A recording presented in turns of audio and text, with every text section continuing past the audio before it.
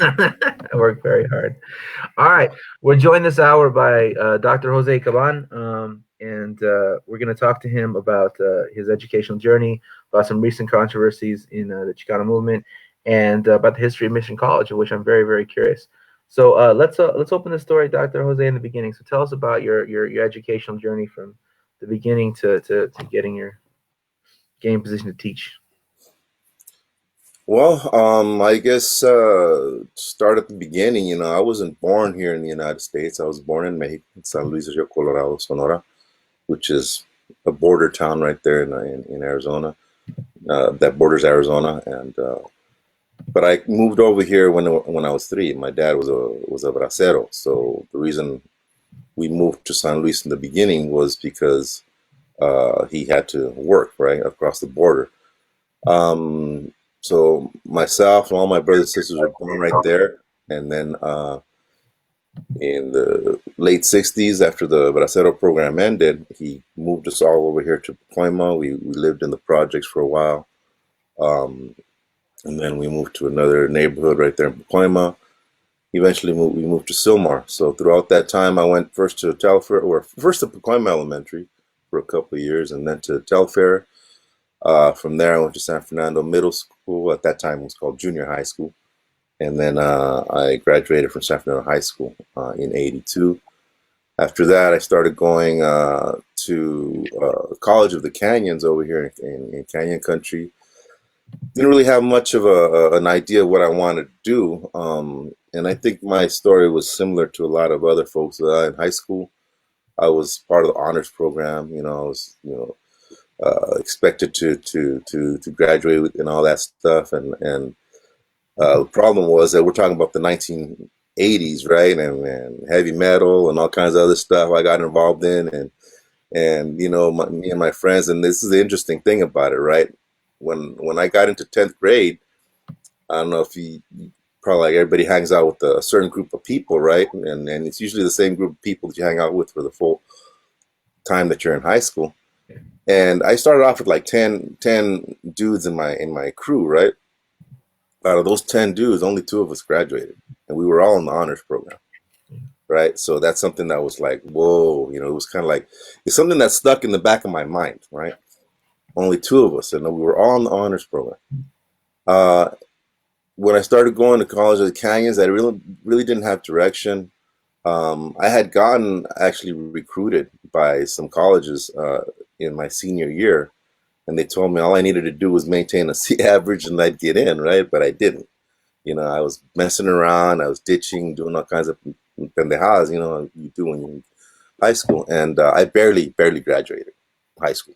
The panzazo, as they say, just barely slid into home plate. So that's why I bounced around community colleges for a while. Eventually, I ended up at Valley College, and that's where I got involved with Amnesty International group. I got involved with a couple other with the. I actually got a degree in radio and television broadcasting at Valley College because that what I really wanted to do was DJ. I wasn't into music and especially metal. I wanted to be a radio disc jockey. Seriously, that's what I wanted my career to be. Um, but I came to the realization that LA is the hardest place in the fucking world to break into broadcasting. So I continued on my journey. I eventually transferred to Cal State Northridge. I got a degree in history with a minor in a degree in philosophy with a minor in history, and I took some Chicano studies classes and Native American history classes and things like that there. But it was really there at CSUN that I started getting involved with Mecha directly, and I got involved with another organization called CISPES, which is the Committee in Solidarity with the People of El Salvador. This is the '80s, right? So all that stuff in Central America is blowing up, and you have the crack cocaine epidemic hitting the hoods, and all this stuff is going on, right? So, and we're in the decade of the Hispanic, right? The 1980s. The movement of the '70s is kind of like, you know, trickled down to just barely. A lot of those old Chicano movement organizations basically turned into Central American solidarity organizations if they survived. But there was very little of that Chicanismo that you really, since back in the 70s and before that, you know. So it wasn't really a time where there was a lot of that, you know, in even in academia. I remember once I got into CSUN, I started getting involved with Mecha. That's when I met Yao Orozco, and then some of the other folks that we would, you know, get involved in different things with in the early 90s. Well, as you know, I always tell people that really the most education that I got was not really so much in the classroom, but in all of the activities that we were involved in, you know, around that time. That's a time when Proposition 187, 184, you know, and that whole decade of the 90s, all those propositions that came out here in California that really mobilized a lot of folks. Yeah. And the interesting thing about it was that, um, you know, at the time at CSUN, I was the chair of the Amnesty International chapter, which is a human rights organization, and Yao Rene Orozco was a chair of Mecha at the time. And I remember we used to get into these discussions about human rights versus Chicano nationalism and this and that and the other thing. And then, interestingly enough, it was in 1990 that he came up to me one time and he said, "Hey, I got this brother up in San Francisco. They're inviting us to a meeting, right?" And so we went up there. I drove up there with him, and actually we flew into the Bay Area, stayed at this compañero Gabriel Hernandez's house, and he took us to a meeting. And it happened to be the meeting for the California leg of the Peace and Dignity Journeys in 1992. It was one of the first meetings that was taking place. And that's where I met Betita Martinez and you know, some of the other folks that were really heavy hitters at the time. You know, Gabriel Hernandez, Miguel Molina in the Bay Area, Cherie Moraga was there, Roseanne Rodriguez, and we started talking about, you know, designing the California leg of the run, and we took it upon ourselves to coordinate the LA part. You know, so it took us a couple of years of organizing, but we eventually did. But that's the meeting was hosted by the National Chicano Human Rights Council, which was another really interesting part of it. I had never even heard of that before, you know, and it turns out that this National Chicano Human Rights Council came out of the International Indian Treaty Council, right? Back in the mid 70s, you know, 1975, 76, the Lakota elders were sent to the United Nations, right, to discuss what was going on the reservations, and out of that came the International Indian Treaty Council, which was one of the first non-governmental indigenous organizations that have consultative status over there at the United Nations.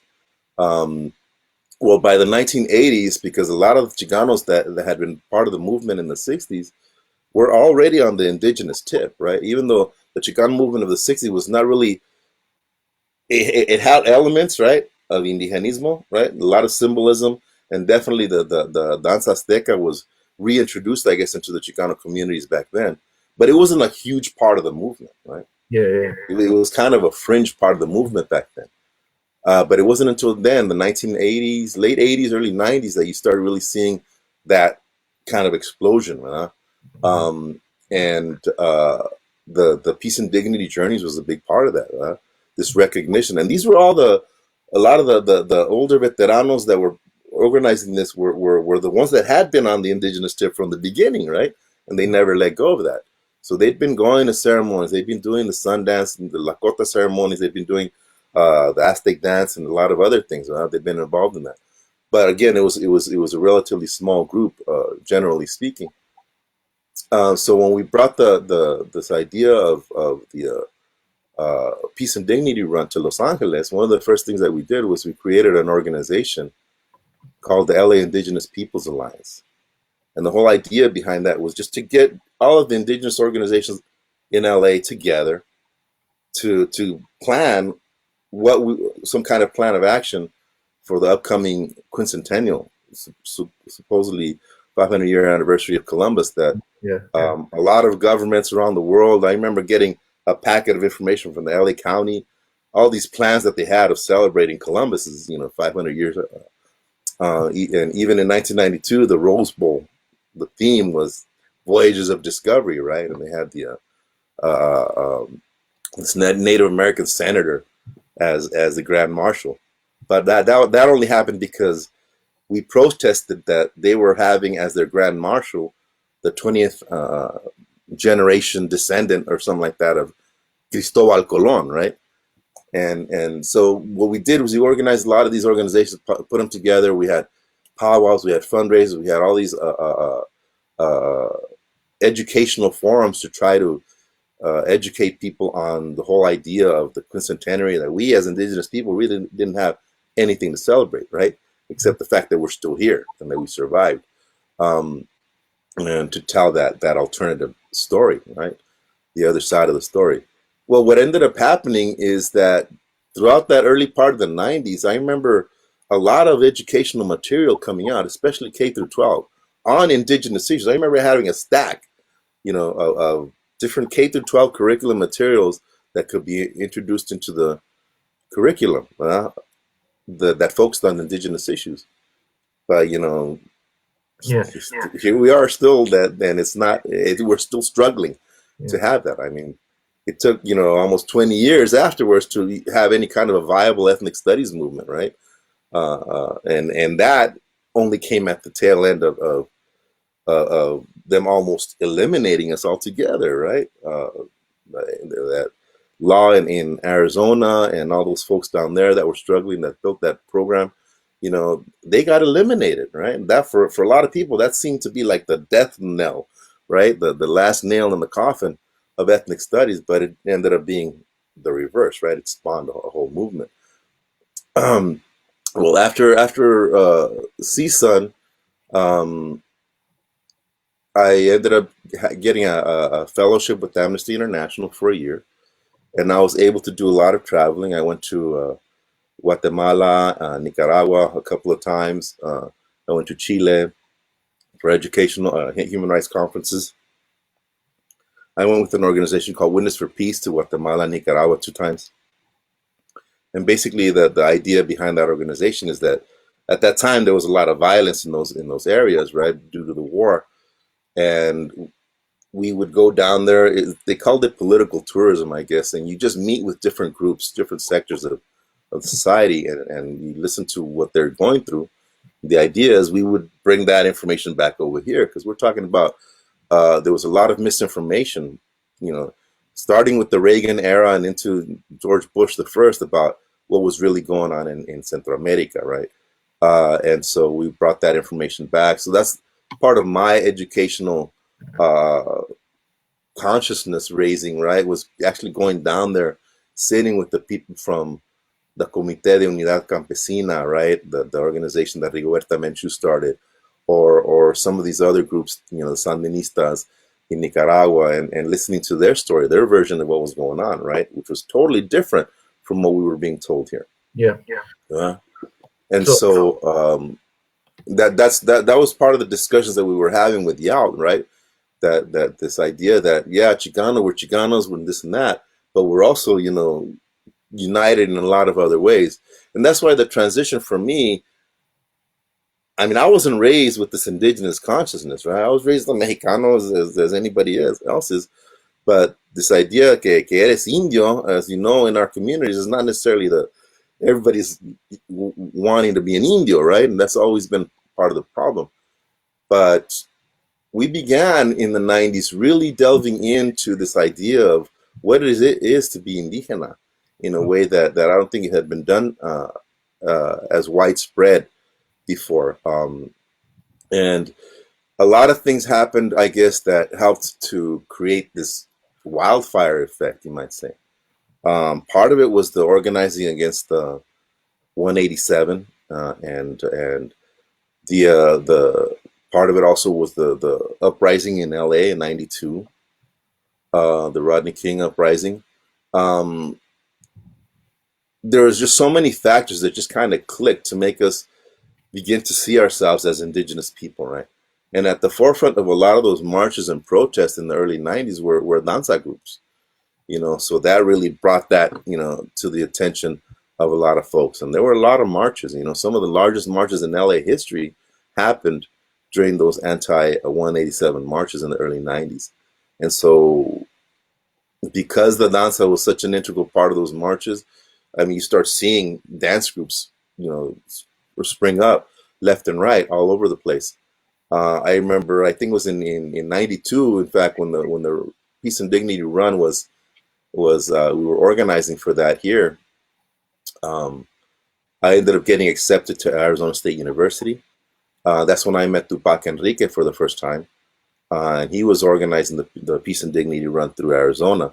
So we coordinated that process.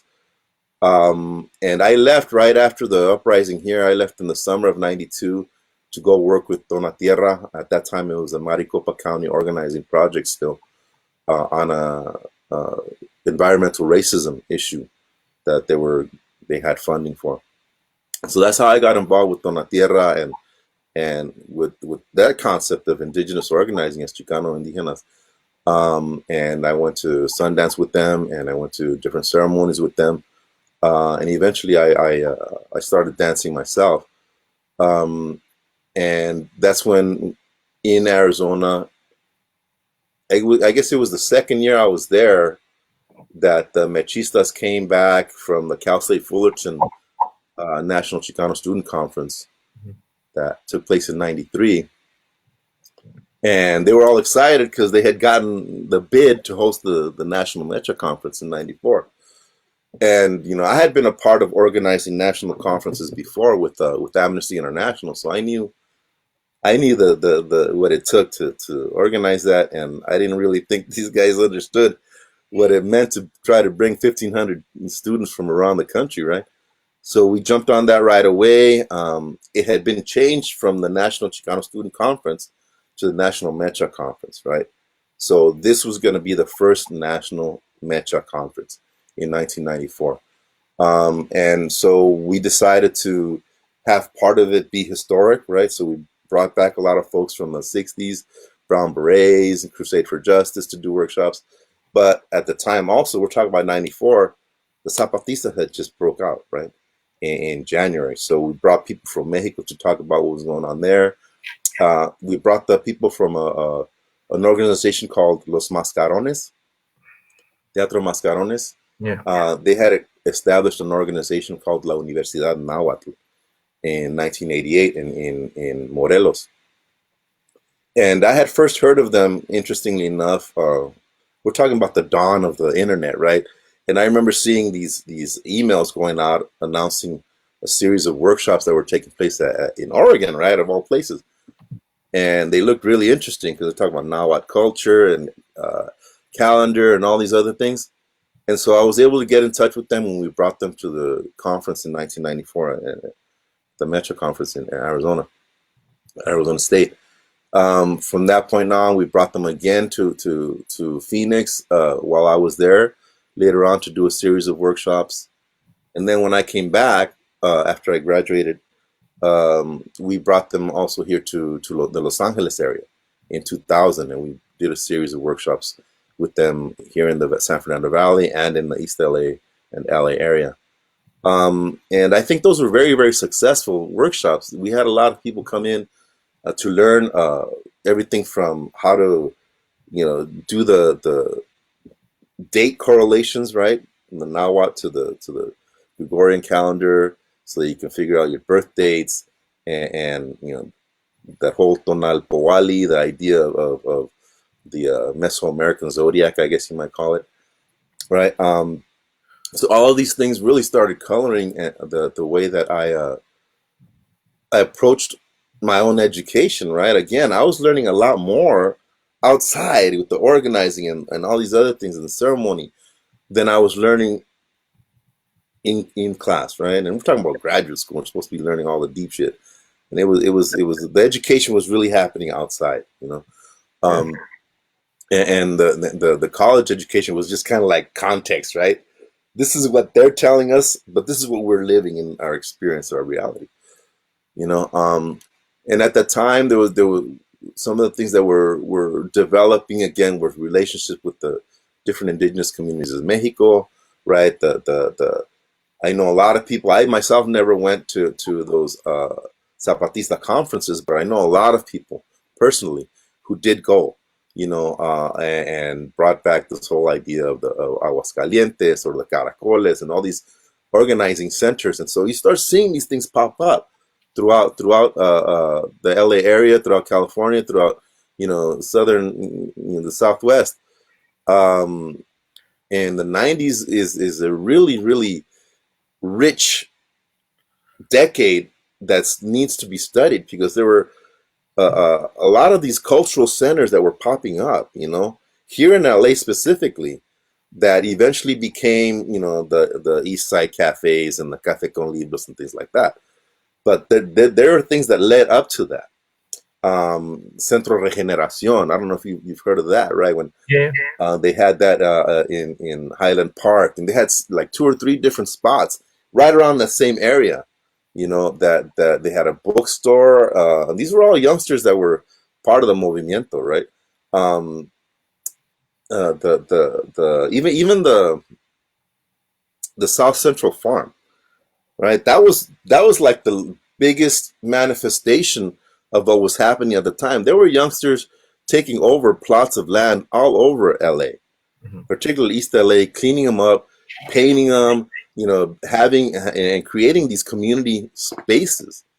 And so this was a very rich time in which there was a lot of activism, there was a lot of organizing, and there was a lot of rethinking and reimagining who we were as Chicano indigenous peoples, and reconnecting again with the land and with the traditions and with the ceremonies. So we would do ceremonies in teepees, right? Or we would do them out under the stars with the maracames, and the uchol medicine. And, we would do Sundance, or we would do Danza Azteca. We would have the annual the ceremonies of the different cycles, different seasons, and then in the summer we'd spend 12 days in that big mountain. And so this was a lot of things that were going on at the time. And then when I left Arizona, I came back here, and my homegirl Sara Mendoza was here at that time, and we started the LA Indigenous Peoples Alliance again, and we brought uh, Tupac's Shinashli project into our organizing. Sara Mendoza did an incredible work with using that program. And that program, in fact, is what formed the basis for Tucson's Mexican American Studies program. And it was, I think, in the summer of '95 that Tupac Enrique, myself, Gustavo Gutierrez, and I believe Salvador Reza went down to Tucson and to give a series of workshops to those mechistas down there. And a lot of it was based on the Shinashli project, right? This idea of the Nahui, right? The organizing with the Quetzalcoatl, Tezcalipoca, Huitzilopochtli, and Xipetotec as being part of this pedagogy, right? This learning strategy. Well, one of the people that was in those conferences was a man by the name of Sean Arce, and Sean Arce would eventually go on to uh, be one of the founders of that Mexican American Studies program. So utilizing Tupac Enrique's blueprint of the Shinashli project, they created this entire pedagogy that became very very successful, right? And eventually the center of the controversy. But even though eventually that program was eliminated, it did spawn the movement, ethnic studies movement, which was interesting because the same year that the Mexican American Studies program was outlawed in Arizona, that same year we got our departmental status at Mission College, right? So in a way, we were kind of going opposite directions. Um, but a couple of years after that, I think it was 2013 or 2012, I forget. I think it was the first year that they had their training, the Shito training. I went down there, and I met up again with Sean and some of the folks there, and I was extremely impressed with what they had done. And at that time, it was only a small gathering of maybe 20 people, right? But it blew me away what they were able to do with that. And so I made it my goal to eventually bring them out here to start doing the workshops here. It took a couple of years, but eventually, I believe it was 2015. I was able to work with the compañera Lupe Carrasco to. We went down there for one of the trainings, and I talked to her. Hey, we got to bring them, and so we organized it, and we were able to bring them to LA Mission College for a couple of years to have that Shito conference here. And then we kind of like developed our own organization, Sochit, to continue doing these pedagogical workshops. The idea again is to introduce this method of teaching to as many of at least Chicano educators as we can, because we know that it's effective. We know that once the students start seeing themselves reflected in the curriculum, that the self confidence almost automatically goes up, and so that's been our trajectory, at least at Mission College for the last few years, to try to create that space there. Right. I'll put you on mute because we got an echo here. So you mentioned a couple things. You mentioned quite a bit, but earlier on you were talking about Prop 185 and Prop 187. This is going to go to a wide array of audience, so not everyone is familiar with what those two things were. So can you tell us a little bit about Prop 185 and Prop 187? Okay, it's actually Proposition 184 and Proposition 187. Those were both propositions that were on the ballot here in California in 1992. Proposition 184 is what is commonly referred to as the Three Strikes Law. And again, that came at the tail end of a decade, a very violent decade, not only in California, but around the country, in which the crack cocaine epidemic really took hold of a lot of the inner cities and devastated the Black communities in particular. But again, because the 1980s was not only the crack cocaine epidemic, but it was also the decade in which a lot of Centroamericanos came from Salvador, Guatemala, fleeing the civil wars that were taking place there. This whole idea of the drug war kind of got convoluted with the illegal immigration, right? And so the message was constantly being put out there that it was these illegal aliens that were bringing in all these drugs and causing all this criminality, right? And at the time, you got to, I guess, understand a little bit about the history of how things happened, particularly here in California. If you recall, in the mid '80s, it was Ronald Reagan that did the Immigration Reform and Control Act that basically allowed a number of people to legalize themselves if they had been here for a certain number of years, blah, blah, blah. Well, a lot of people took advantage of that, so there were people that were already on a path towards citizenship, you might say. But by the early 90s, the demographics in California had changed dramatically, so that it was not very easy to pass these draconian laws, in the state legislature. You had a lot more raza legislators, for example, et cetera, that would counter it. So that's why the propositions, right? The propositions were a way for citizens to put things on the ballots. Knowing that the vast majority of quote unquote voting citizens were conservative or were white or were not necessarily raza, right? That understood the intricacies of these political bills that were being proposed. Anyway, they used the whole fear of the violence of the 1980s to promote this idea that we needed to get tough on crime. And that was something that was across the board in politics in the early 90s. There was politicians left and right were wanting to get tough on crime and wanting to bring back the death penalty and all these other things. In fact, that's one of the things that I worked on when I was in Amnesty International was the death penalty campaign, because we wanted to make sure that it remained abolished here in California. Anyway, what would eventually happen is that, again, Proposition 184 was touted as we have to get all these criminals out, right? Because there's a revolving door justice. People go in jail, they come out, and they do crimes again, blah, blah, blah. So we have to make sure that if they commit these violent crimes, that they're in there for good. So after the third strike, 25-year mandatory minimum sentence, right? And then Proposition 187 was the anti-illegal immigrant law, basically, the conservatives called it the Save Our State law, right? And it basically outlawed any federally funded programs, publicly funded programs, from providing services to undocumented people. Which, I mean, means what? Like schools, recreation, virtually anything, right? Clinics. So undocumented people would not be able to access any of those services.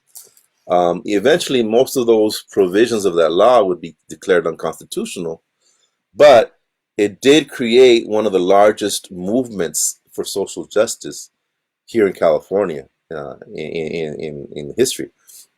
Uh, by the time that the movements really got underway, though, I was already in Phoenix.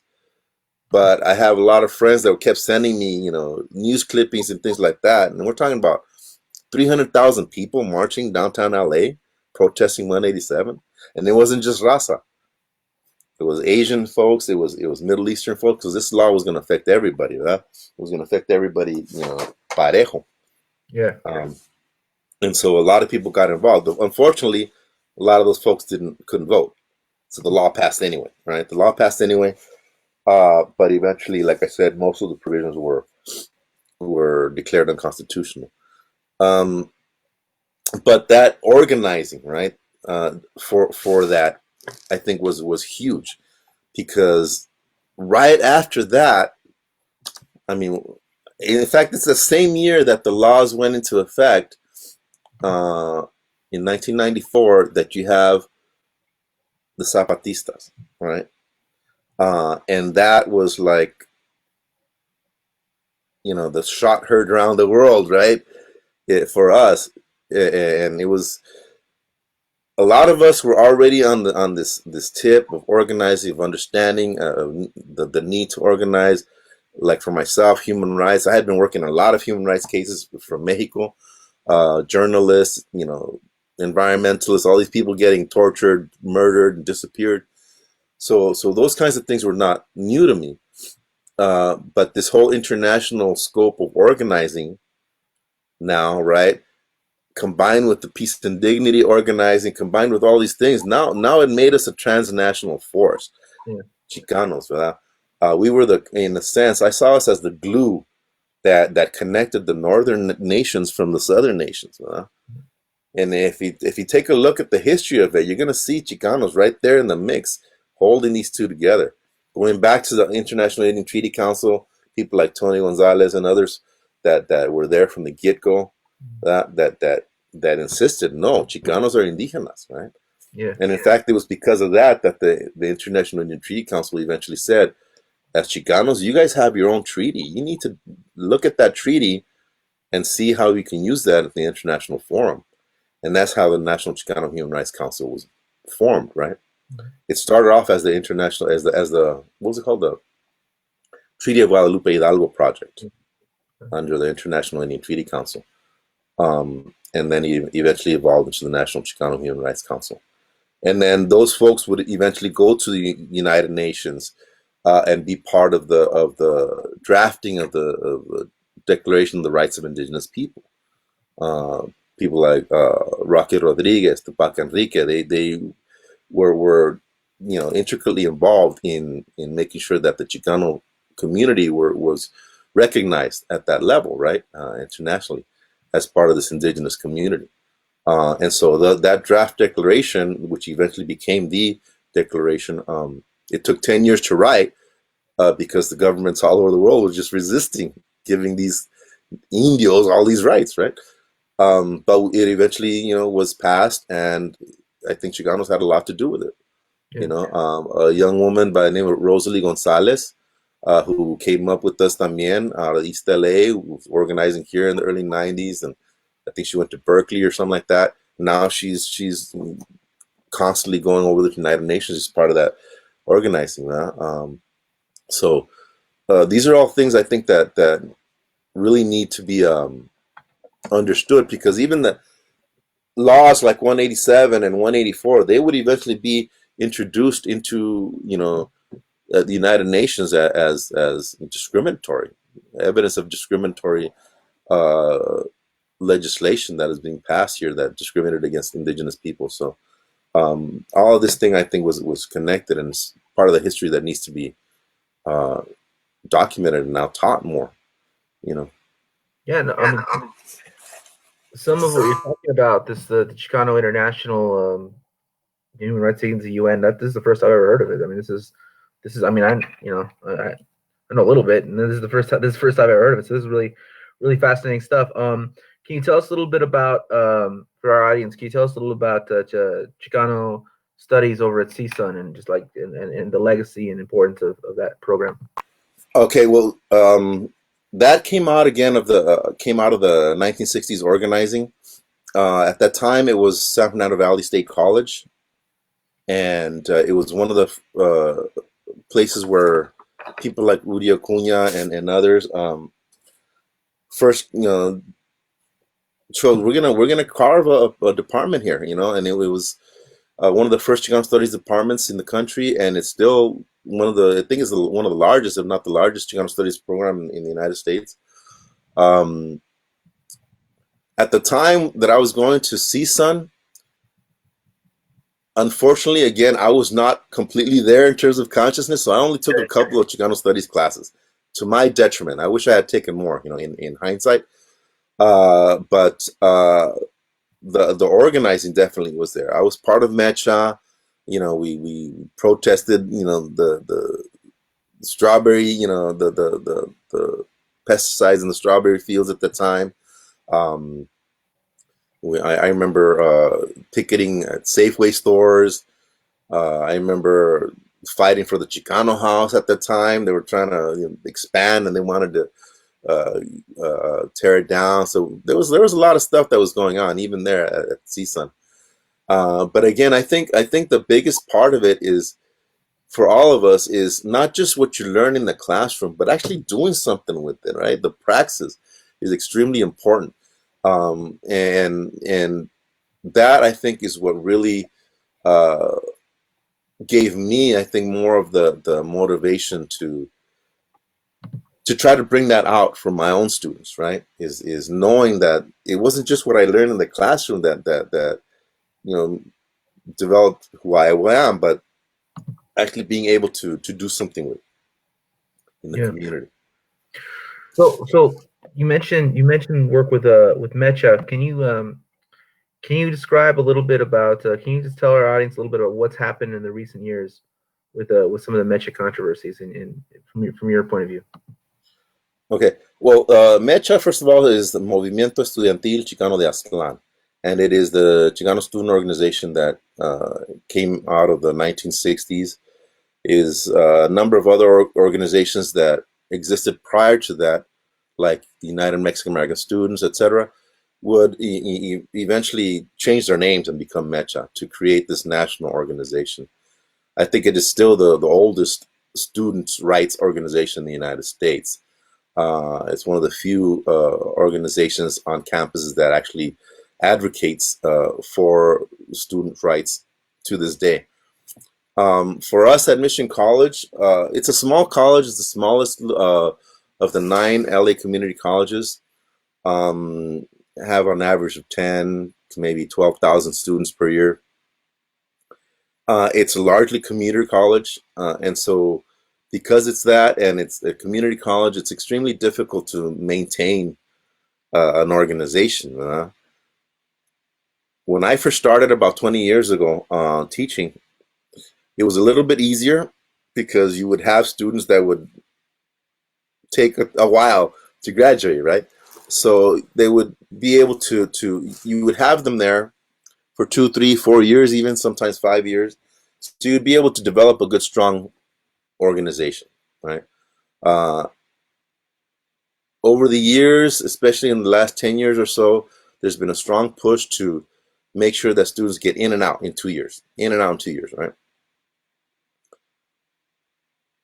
From my perspective, I think that limits a student's ability to experience the world, right, and to actually engage with the world uh, as they learn. And it has also made it more difficult for us to maintain an organization. Uh, but even so, what we have been able to do is we're still the most active organization on our campus. We're active every year. We have numerous events every year, from the teachers conferences in the fall to the youth conferences in the spring. We have obviously the cultural celebrations of Dia de los Muertos, Cinco de Mayo, and other events. Um, and then sprinkled throughout, we bring speakers, and like yourself, you've come to our campus a number of times. Thank you. It's been awesome to have you there. But as you've seen, it's a small campus, and there's not a lot of. I mean, people come to class and then they leave, basically, right? So it's hard to get people to come to an event. Um, and so the way that we've been able to work it is that usually when if I have an evening class and I'm going to have an event, I'll have it during the time of the class, so that I can take my entire class there, and it can be part of the learning experience of that day. Um, but like I said, we were able to get the Shito conferences there, where we started bringing those educators from Arizona to teach their pedagogy and their curriculum. We also have been working with La Raza Unida to bring the youth conferences every spring. And one of the things that I'm working on right now is to get our teachers that go through the training in the fall to actually put on workshops in the youth conference in the spring. Yeah. And again, that way they themselves are the praxis, right, of integrating that what they've learned into their own curriculum. So Could you talk a little bit about the history of Mission College and La Raza Unida Party, and how there's many ties there? yeah, in fact, the reason why we have a community college in the Northeast San Fernando Valley is because of work uh, by groups like La Raza Unida Party in the early 70s. Again, around the time that San Fernando Valley State College got their Chicano Studies department, there were a number of people that were active in La Raza Unida Party at the time. One of them was a woman by the name of Guadalupe Ramirez, and she actually ran for a state legislature position, I believe, under La Raza Unida. And the whole organization, in fact, was very much behind the establishment of a college right here in the Northeast San Fernando Valley. What was happening, from my understanding at the time, was when they decided to create another college, there were a group of faculty that wanted to have it established over on the west side of the valley, close to CSUN.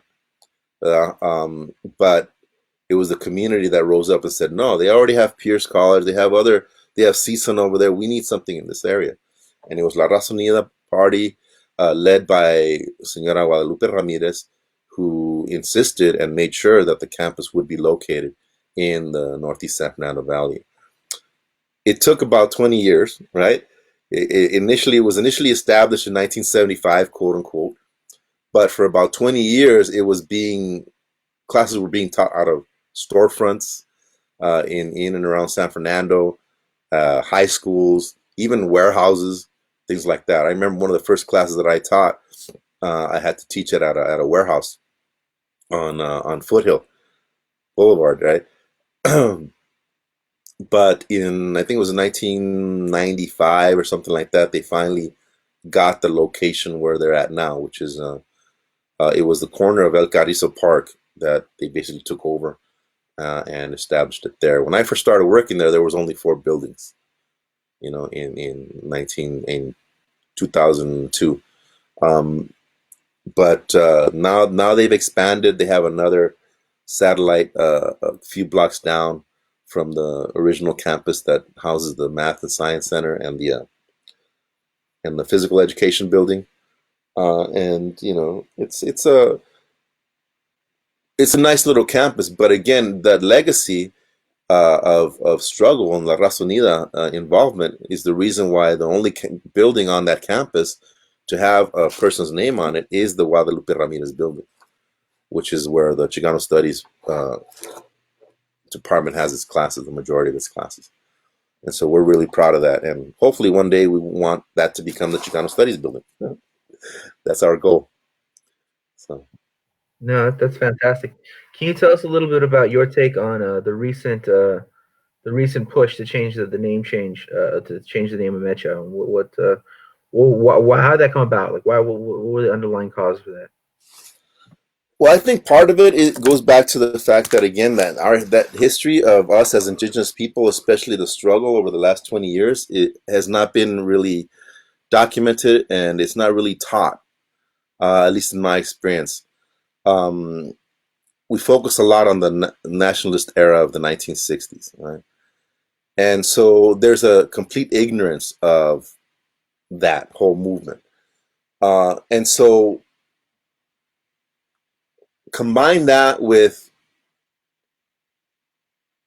I guess, the browning of America in a sense that has happened without that conscientización, right?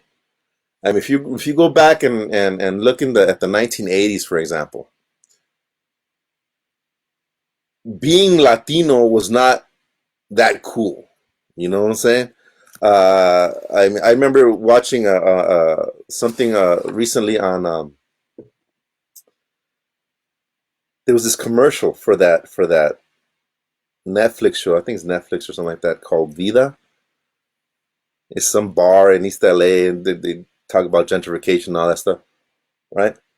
And these two actresses, I guess, are promoting the last season, and they're talking about chisme this and chisme that. And I'm sitting there looking at them, and it sounds, man, this seems almost fake, you know? Seems like they're just wearing their Latinization, as something to show off. When 30 years ago, you would hide that because you would get beaten up or you'd get ridiculed. Nah? Well, what happened in the meantime, right? Well, definitely we saw the huge influx of Central Americans, right, which changed the demography. And then in the 1980s, you saw the Latino explosion, I guess, in entertainment, in the entertainment industry, right? Selena kind of broke that mold, right? And all of a sudden you have all these international artists becoming famous in the United States. That had never happened before, Carla, right? These Ricky Martins and Shakiras would have never become popular. You know, it was a particular moment in time that allowed them to do that, right? Uh, Same time, you have the Maldita Vecindad and the Café Tacubas and all these artists really gaining a huge audience in the United States that would have been impossible even 10 years earlier, right? So all of these things makes it more chic, more cool, or more okay to be open with your Latinidad, right? But what is lost is the fact that we have already argued this case about Latino, right? That is really tying you to Europe. You're basically accepting that you're an immigrant. Uh, when our job during the same time, during the 1990s and into the early 2000s, our job as educators, for myself, people like Sean and these other folks, was no, we're not from anywhere else. Our job was to eliminate all of those borders, right? And recognize ourselves as indigenous people, whether you're from El Salvador, whether you're from Peru, whether you're from, Canada. If you're indigenous, you're indigenous. We were here before those borders existed, right? But that again, that whole struggle, that whole redefining of who we are, or recognition of who we are, did not make it into the mainstream. So these youngsters that are now challenging this whole idea of us as indigenous people, they never got that education, Mhm. right? They came up solely on the entertainment level, right? We're talking about, MySpace, we're talking about Facebook, we're talking about all these things that came out that did not really have a strong emphasis on who we are as a people, deep people, going back to our indigenous roots, going back to our traditions, going back to our ceremonies, going back to why is it that we eat tortillas, right? Where does this come from? Where's 7,000 year relationship with this corn, right? That was not part of this conscientización that these young Latinos got. For them, it's all about just the novelas that are all of a sudden popular, the music, the bachata and the reggaeton, right? It's all just a Latin flavored U.S. culture, basically. It's what it became, and there's not a lot of deep understanding of what it means to be indígena, and why Latino, the term itself, is really going backwards. Hmm. You know. But I mean, the way it's often framed is though it's this is a youth movement, and the way what you're saying is that the youth are just they're not catching, or they're being denied a certain segment of history. But I can trace the way they talk to academics, to specific academics. I can trace the way they talk to specific so-called social media influencers, right? And these people have names and they have ages. One of them's 43, another one I know is 42, another one I know is 34. These are not young people. These are people my age influencing young people, just as I seek to influence young people. So I mean, there's a real thing going on where there's a loop between these more kind of metaphysical theoreticians in the high academy and in some of these what do you call them, the ivory towers, right? And these social media influencers who exist online to sell their tote bags. I think that there's a real loop between them, and they're the ones that influence these young people, and then they pretend like it's a youth movement. Yeah, yeah. I mean, I haven't been following the specific individuals. I've just more generally been listening to the arguments, but I wouldn't doubt it. I wouldn't doubt it, especially with the power of social media, carnal. That I think it's something that we have not completely understood how it can really influence people. And how we can actually use it to counter that message, right? Um, and so, yeah, I mean, I wouldn't doubt it that there's very specific individuals. Y también, I wouldn't doubt that they might even be funded for that specific purpose, to undermine the quote unquote, to conservatize the Latino community, right? Mm-hmm. Rather than allow us to become more progressive or more, uh, how should I say it, more. See, I hate the term progressive and leftist. It just doesn't. They don't capture the reality. To really be more human, right? To understand our humanity and our connection with each other and with the world. Mm-hmm. That Latinization pulls us away from that. Yeah, yeah. You know. Well, it's a fact that some I forget what it is, but something like 85% of or some 85 to 90% of people living in Mexico would pass the blood quantum stats here in the United States as in Indian, right? And it's also a fact that there's 30 million people living in the United States of Mexican descent. So if you could politicize 30 million people around the question of land, that would be a huge disruptive force. And that is definitely the U.S. government has no interest in 30 million people being politicized around the question of land. Exactly. I mean, that land, as Malcolm X said, is the basis of revolution, right? And as long as you can keep people disconnected from that, which is what social media does, it's very good at it, right? Then you can basically control them, right? That's what we're seeing right now, carnal, with this COVID-19. We're seeing the how little control we actually have of our own lives, over our own lives and our own destiny, and how easily all that can be usurped, given the perfect excuse, right? Which is what we have right now, right? The COVID-19, that's the perfect virus, carnal. It came along at the perfect time, and they're using it to their perfect advantage to push whatever legislation, laws, etc. they want to push, and we're scared sheep going along with it. Yeah. Well, the other thing I would say though about the specifics, I mean, there are specific media sites like Remezcla. Now, Remezcla is a media site that has celebrated Juan Guaido, has has denounced Evo Morales, has in the midst of a coup celebrated the death of Fidel Castro. But in addition to all that, they also were big proponents of the name change, of the Mecha name change. They proposed this is a really good thing. So you see that they are opposed to national liberation, whether it be in Cuba, Bolivia, Venezuela, or right here in the Southwest. Right, right.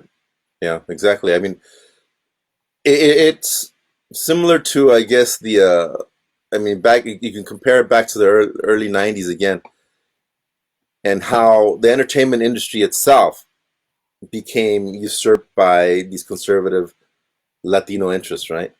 Um, you don't have any more Ruben Salazar's, right? By the end of the '80s, all of that is gone, you know, and you have the Latinization of entertainment.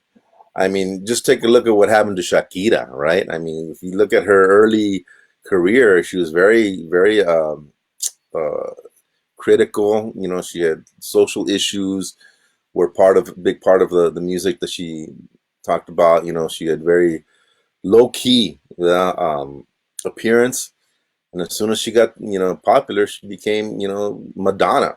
You know, all of a sudden, and that's the transformation. That's the image that that's the carrot that's dangled in front of us, right? To become that American image, and these influencers are very good at that, at promoting that and pushing our communities and our young people towards that direction, and that's what they've been doing.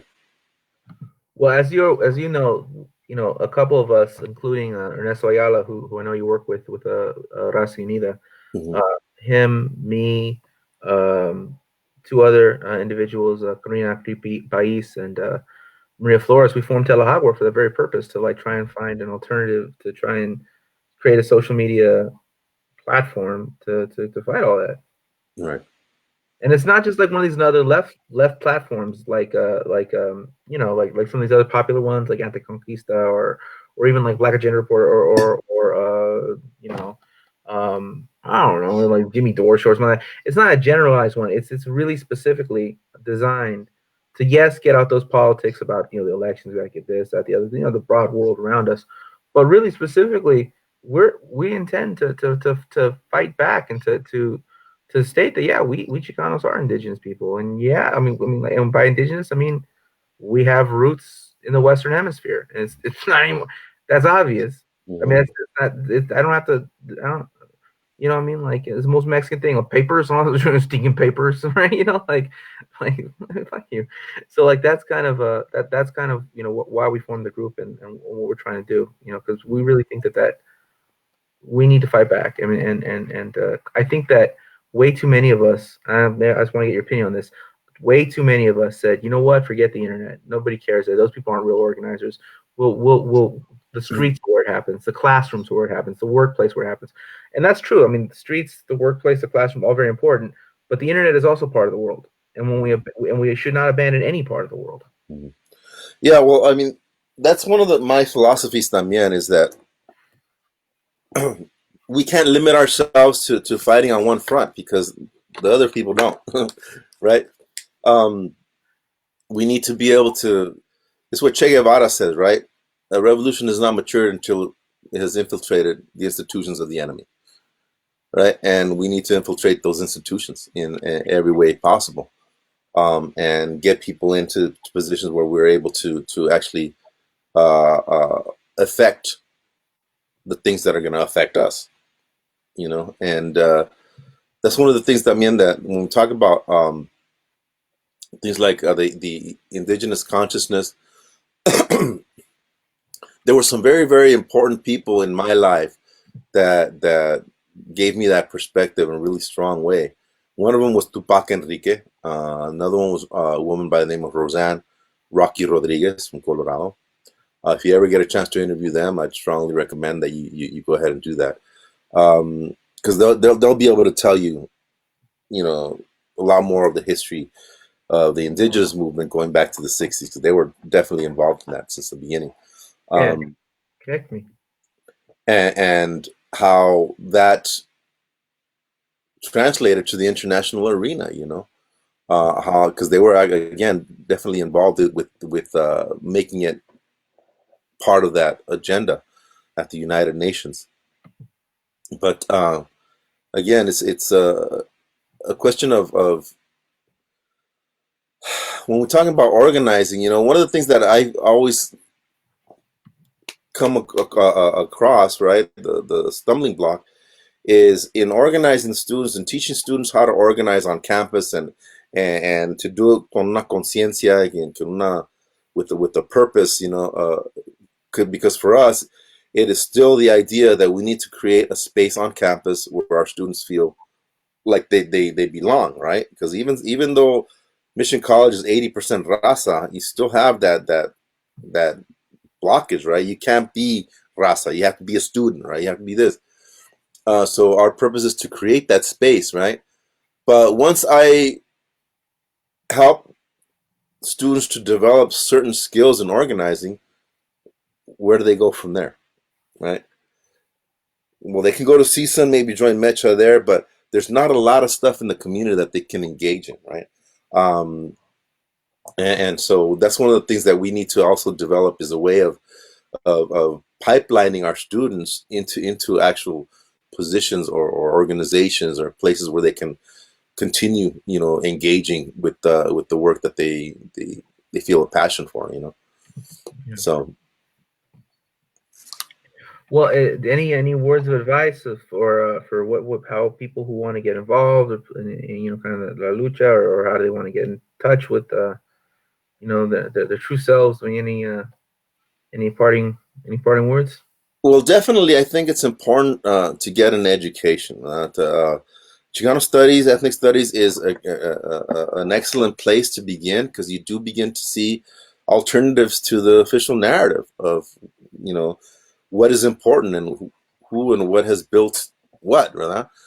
You're beginning to see other people like yourselves that have engaged and that have been critically conscious in a very intellectual way, and you begin to develop your own, ability to argue and to defend your position. So it's important to get that kind of education, to learn as much as you can, read as much as you can, uh, to have that basis. But also, we need to create spaces in the community, you know, which is what was happening in the '90s, and it's not happening so much anymore, where people can go to congregate. We have tiachuchas, but that's really more of a cultural space than an organizing space. We need places where people can go to organize, do like different community actions, uh, identify the needs of the specific community, create these little shock troops to boom go out there, deal with the politicians, do put pressure on politicians, businesses. It's a lot of work, it's a lot of organizing, a lot of you know getting out there and walking and hitting the pavement. In this time of coronavirus, pues quién sabe cómo se puede hacer, but at the very least, one thing that we can do, is this internet stuff, right? Yeah, Putting this stuff out there right now, and hopefully establish some kind of a base when we come out of this.